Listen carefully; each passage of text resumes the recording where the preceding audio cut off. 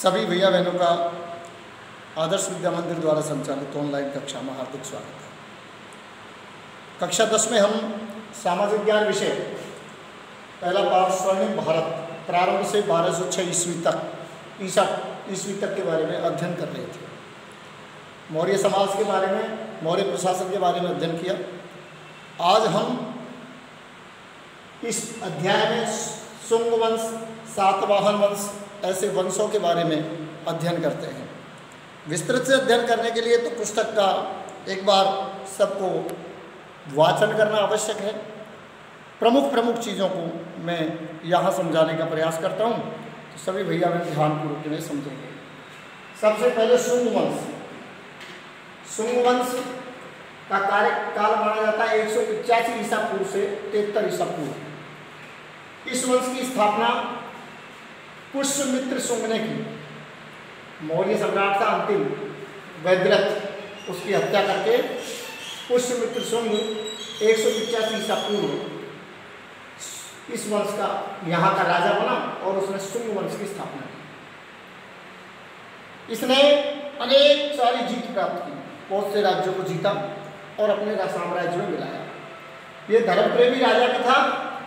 इसने 2 बार अश्वमेध यज्ञ किए, 2 बार अश्वमेध यज्ञ किए, इसलिए इसे कहा जा सकता है कि धर्मपरायण राजा था, हिंदू धर्म को मानता था। प्रसिद्ध व्याकरण शास्त्री, व्याकरणविद जिन्हें कहा जाता है महर्षि पतंजलि, वो पतंजलि अश्वमेध यज्ञ के प्रधान पुरोहित थे। जिन्होंने जो यज्ञ करवाया अश्वमेध यज्ञ, उसके प्रधान पुरोहित व्याकरणविद महर्षि पतंजलि थे।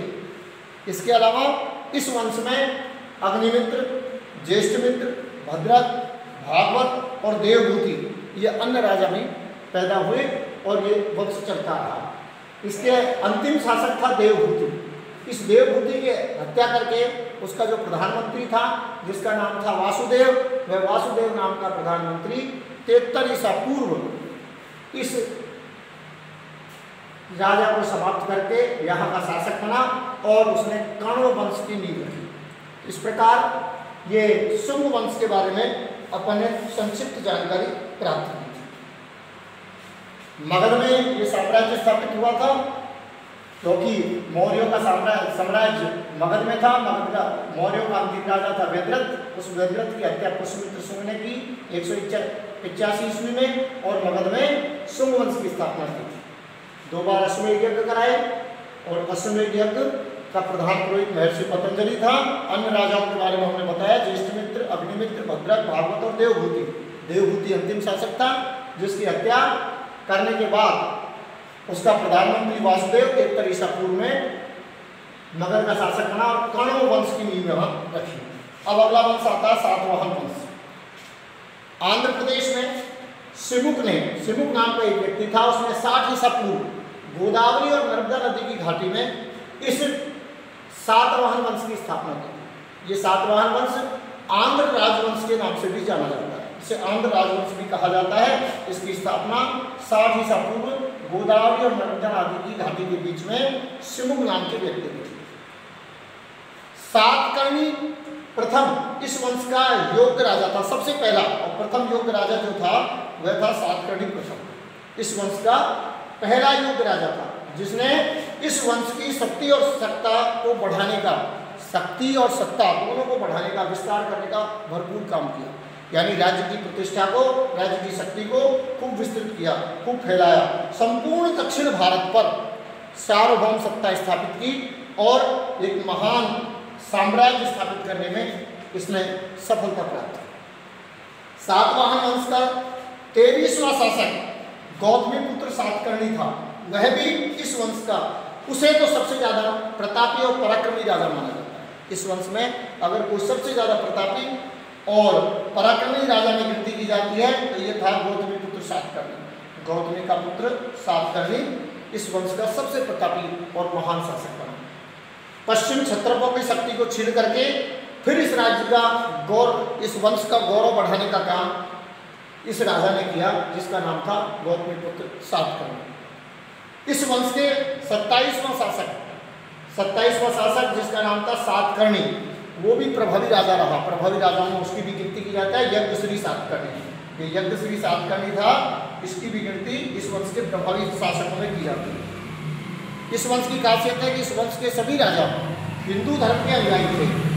वैदिक धर्म, वर्णाश्रम व्यवस्था, इन सब व्यवस्थाओं को प्रतिष्ठित करने वाले इस वंश के शासक थे। इन्होंने हिंदू धर्म को प्रतिष्ठापित किया, वैदिक और वर्णाश्रम व्यवस्था उनसे पुनः स्थापित की। पश्चिमी दक्कन क्षेत्र में अनेक चैत्य और गुफाओं का निर्माण इन राजाओं ने करवाया। यहाँ के इस वंश के राजाओं ने दक्षिण में अनेक चैत्य बनाए, अनेक गुफाओं का निर्माण कराए, जिनमें से कार्ले का चैत्य महाप्रसिद्ध है। कार्ले के क्षेत्र को विश्व प्रसिद्ध चैत्यों में माना जाता है, ऐसा इस वंश के शासकों ने किया। इसके अलावा इस वंश की खासियत रही चांदी, तांबे, शीशे और कांसे, इस प्रकार की मुद्रा भी इस वंश के शासकों द्वारा चलाई गई। सबसे पहले ब्राह्मणों को जो भूमि दान देने की प्रथा थी वो इसी वंश के शासकों ने प्रारंभ की। तो शुंग वंश, और शुंग वंश के बाद सातवाहन वंश, और इसके बाद अब हम अगला जो वंश है गुप्त साम्राज्य के बारे में अध्ययन करेंगे। सातवाहन वंश के बाद अब आता है गुप्त साम्राज्य, 275 ईस्वी से 550 ईस्वी तक। गुप्त साम्राज्य को भारत का स्वर्ण काल कहा जाता है, स्वर्णिम काल, स्वर्ण युग के नाम से जाना जाता है। मौर्य साम्राज्य का जब पतन हुआ तो भारत में राजनीतिक एकता धीरे धीरे समाप्त हो गई थी। उस राजनीतिक एकता को स्थापित करने का प्रयास कुषाण और सातवाहन वंश ने किया, परंतु ये दोनों वंश दक्षिण भारत तक सीमित रहे। केवल दक्षिणी क्षेत्र तक इनका प्रभाव रहा कुषाण और सातवाहन वंश का। इसके बाद अगर राजनीतिक एकता की स्थापना करने का प्रयास किया तो वह गुप्त साम्राज्य के द्वारा किया। गुप्त साम्राज्य की स्थापना श्री गुप्त द्वारा 275 ईस्वी में की गई थी, और 275 ईस्वी में इन्होंने गुप्त साम्राज्य की स्थापना की और अपने आप को महाराज की उपाधि से सम्मानित, सुशोभित किया, महाराज की उपाधि धारण की। इसके बाद गुप्त वंश का जो प्रथम शक्ति संपन्न सम्राट कोई माना जाता है तो वो माना जाता है चंद्रगुप्त प्रथम। यानी श्रीगुप्त के बाद में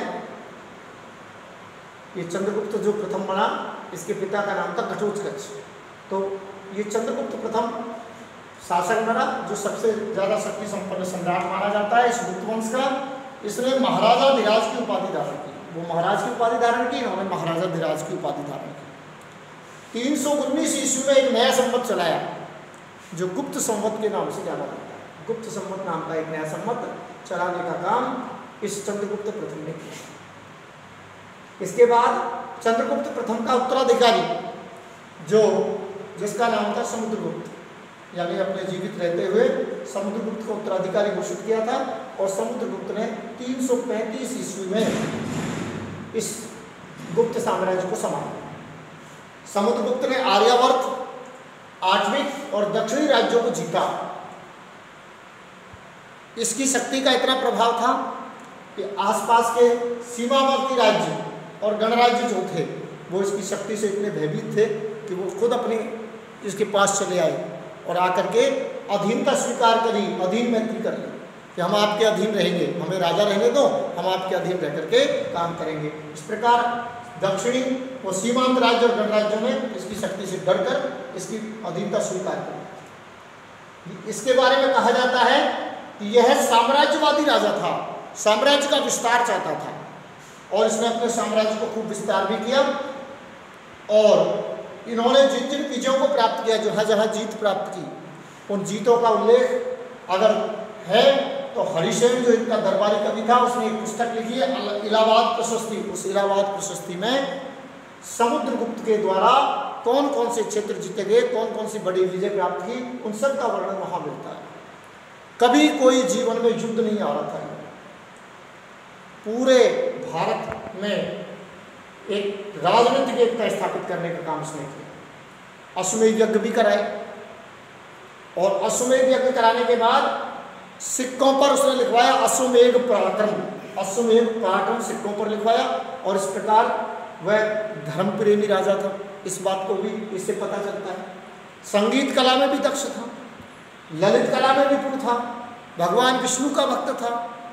इसके अलावा भगवान विष्णु का भक्त होने के अलावा भी अन्य धर्म, अन्य लोग जो अन्य विचारों को मानने वाले थे, उनका भी बराबर सम्मान करता था। यानी किसी भी धर्म के प्रति कोई द्वेषता का भाव इसके मन में नहीं था। समुद्रगुप्त के बाद चंद्रगुप्त द्वितीय जो इसका पुत्र था, वह गुप्त वंश का शासक बना। यह भी एक पराक्रमी राजा था। इसने भी पश्चिमी मालवा और गुजरात को जीता, और जो पश्चिम से आने वाली शक जाति थी, एक बर्बर जाति, लुटेरी जाति थी, जिसे कहा जाता है, उस शकों को इसने युद्ध में बुरी तरह से पराजित किया, और शकों को पराजित करने के बाद विक्रमादित्य की उपाधि धारण की। इसलिए इन्हें शाकाहारी विक्रमादित्य के नाम से भी जाना जाता है। इन्हीं के काल में चीनी यात्री फाहियान भारत आया था, जिसने अपने वर्णन में लिखा है कि भारत में किसी भी प्रकार की कोई कमी नहीं थी, भारत का यह काल स्वर्ण काल कहलाता है, धनदान से भरपूर भारत था। इस प्रकार का वर्णन अपने ग्रंथ में फाहियान ने किया है, और वो फाहियान नाम का चीनी यात्री इस चंद्रगुप्त द्वितीय के शासनकाल में ही भारत में आया था। चंद्रगुप्त द्वितीय के बाद कुमारगुप्त महेंद्रादित्य, ये कुमारगुप्त महेंद्रादित्य चंद्रगुप्त द्वितीय का पुत्र था। ये भी पराक्रमी राजा था। इसने नालंदा विश्वविद्यालय की स्थापना की थी, और इसका राज्य सौराष्ट्र से लेकर बंगाल तक, यानी पूरे उत्तर भारत के क्षेत्र में, पूरे भारत में इसका राज्य फैला हुआ था, विस्तृत राज्य था। इसके बाद स्कंदगुप्त ने भी स्कंदगुप्त एक प्रतापी और पराक्रमी राजा था। इसने भी एक और जाति थी, बर्बर जाति, जो हूण कहलाते थे, उन हूणों को पराजित किया था, बुरी तरह से युद्ध में हराया था। जूनागढ़ अभिलेखों से ऐसा पता चलता है कि हूण जब युद्ध करने आए, आक्रमण किया, तो हूणों को बुरी तरह इसने पराजित किया। स्कंदगुप्त ने, मौर्यों ने एक झील बनाई थी, सुदर्शन झील। उस सुदर्शन झील का फिर से जीर्णोद्धार कराकर उसको एक नया रूप देने का काम स्कंदगुप्त ने किया था। इस प्रकार गुप्त वंश के प्रमुख शासकों के बारे में हमने संक्षिप्त जानकारी प्राप्त की है। अब आपको अपनी पुस्तक उठाकर, पुस्तक में से एक बार इन सारे वंशों के बारे में वाचन करना है, और वाचन करने पर इन वंशों के संदर्भ में, इन राजाओं के संदर्भ में जो कुछ बताया गया है, वह आपकी समझ में अच्छी तरह आएगा। आज मैं आपके लिए पूर्व में पढ़ाए गए पाठों में से कुछ गृह कार्य भी दे रहा हूँ, तो कृपया करके श्याम पट्ट पर लिखे गृह कार्य को अवश्य पूरा करें। धन्यवाद।